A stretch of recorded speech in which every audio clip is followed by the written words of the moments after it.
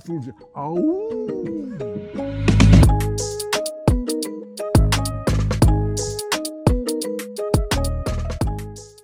Er du sådan en type, Kurt, der kan høre, hvad det er for en fugl, der pipper?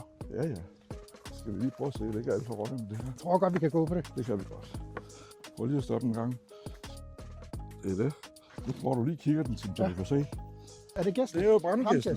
Er det de der sort der? De er sorte og hvide. Hvad var du sagde med udviklingen i de her brandgæs? Jamen altså for 40 år siden, der var der 50.000 gæs, som jo havde... De ynglede helt op i den nordligste Sibirien, Nordrusland.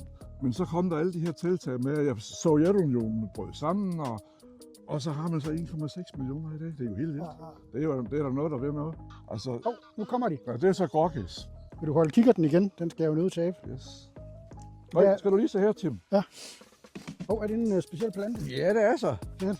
Den kalder man for skørbusurt. Skørbusurt. Fordi den er fyldt med vitaminer. I den virkelige verden, der hedder den lægekokleare. Ja. Lægekoklearen. Ja, den her. Skørbusurten, ja.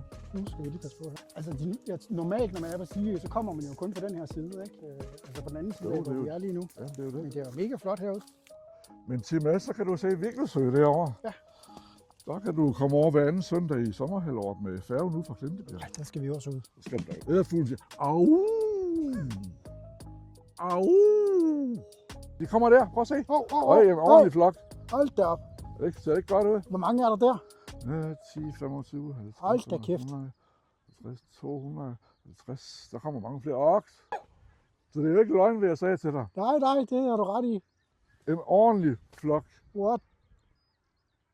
Ej, de bliver bare ved. Det var da hyggeligt.